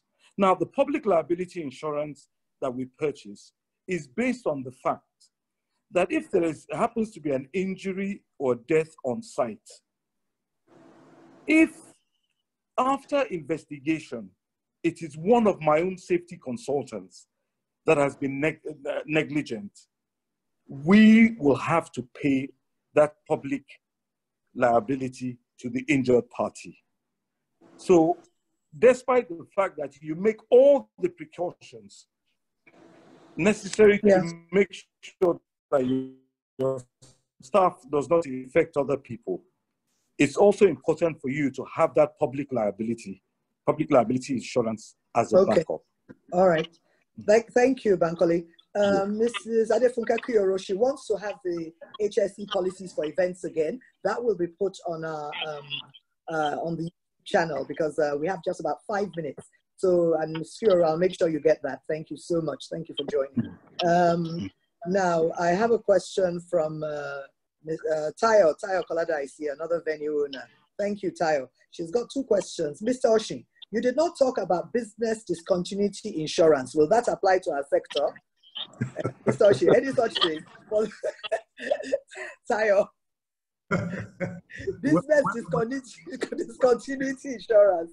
We'll all quickly come and apply for that one now. Let me help my business continuity insurance. And typically, you have that in factories where, you know, there's fire and the profits that would have been made in the period during construction or putting the factory back, you know, is covered under insurance. And that's why we're talking about events cancellation now. So as an events person, if there's any cancellation and the contract you have with your clients, this will cover any losses that you may have. But the business continuity insurance does not necessarily apply to just the standalone event center. It's like an additional policy to an existing asset cover, you know, like manufacturing plants and so on and so forth. So that's the way it works. Aha. Okay. My alarm has gone. It means I have just a couple more minutes. So, Mr. Subair, can you quickly answer, are there specific tax breaks or incentives aimed at event venues by Lagos State, considering that we're the most hit within the event services chain? Any specific breaks for us, please? Well, like I said, we're looking at a whole cocktail of possibilities. But as at now, we are restricted to just the extension of the filing date to 31st of May. If you keep the habit of looking at our websites and listening to our various jingles and skits that we put out and publications, we will certainly inform members of the public if there's any change or if there are any additional palliatives. Thank you. A quick comment from Aramide Abe of Niger Startups. Thank you, Aramide. She says, thank you for the insight on agreements, Mr. Adepetun. I now realize an email suffices for agreeing with partners for referrals. So far, the terms are there and the parties agree to them. Thank you. So I'm glad you've learned something new. And the final question I will take to Mr. Rotimi. Okwe Wemi Jones would like to know, what about business interruption? What do you do when your business is interrupted? Strategy-wise, do you have any answers for her, Rotimi? Mr. Rotimi. Go closer to your mic, please. Yeah, unfortunately, when we have an unforeseen event that crystallizes on your business, this is where you will typically hope that the business has built some reserves over time, because in every endeavor, there will be unforeseen circumstances, unforeseen risk crystallizing. So if you do not have that buffer, then let us use this as a learning experience. So let every business try to build some financial buffers, have some reserves, have some passive investments that you can fairly quickly convert to cash whenever an unforeseen risk crystallizes on your business. So it is the business that have the safety buffers that can somehow manage to cope with challenging situations such as this. The only other thing you can do is bring down your costs as aggressively as possible and as quickly as possible. Thank you. Thank you so much. This has been an absolutely amazing session. Even I, as a lawyer, I have learned so much from Sola this evening. I just want to thank my amazing panelists. Kehinde, thank you. Thank you for taking time out all the way from London. This is the wonder of technology. Thank you. My chair, Ayo, I want to thank you. We were discussing, can you imagine, 6 o'clock this morning, I get a call from him, Yewande, and I'm like, all right, my chair is working. Sola, thank you very much for all the insight. Bayo, thank you for all the tips, the useful tips and advice. Bankole, you gave us a presentation that has made our hearts quiver, but we know that we really just have to step up the mark and do it. And then Wole, everybody's going to be running to you. Events insurance, you've said it's possible, and you've said, Duto asked a question that I hope the premiums are not too high or something like that. Duto West, she's also an event planner. So I hope they'll be affordable because surely we'll all be coming to you. I just want to thank you all for being here. I want to thank all the participants. Can I butt in? Yes. It will be unfair for all of us not to say a big thank you to you. We really appreciate all the effort being put in by Eventful. Eventful is a premier event planner in Africa, not just not just Lagos. So we thank you very much. It's a great honor and pleasure for all of us. Can I speak on behalf of all the panelists? Yes, speaking of, please, certainly. Oh wow. Certainly. Oh wow. Very happy. There is absolutely no inconvenience. We are very happy to be with this on you. Capacity building at this point in time is very, very key, very important. There are a lot of disturbed entrepreneurs out there who don't know what to do and how to go forward. Thank you very much for bringing this is actually why we did it. I mean, the first 2 weeks of the lockdown, a lot of people were saying to me, what are we going to do? What are we going to do? And when we had the first one talking about overcoming challenges, the response we got was so amazing that we've had 3 this week. And my staff, Eventful, I know they're all listening. They all said, Mrs. Z, we have to continue. So I think we will try. Maybe if you could send to us the areas you'd like us to talk about. So maybe at least once a month, we'll put this together, bring my friends who have so much wealth of experience and expertise, and we will just grow this industry together. So thank you once again, everybody, for being here. And please keep safe. If you don't have to go out, don't go out. COVID-19 is real, but we're going to get over it. Thank you so much. God bless. Bye.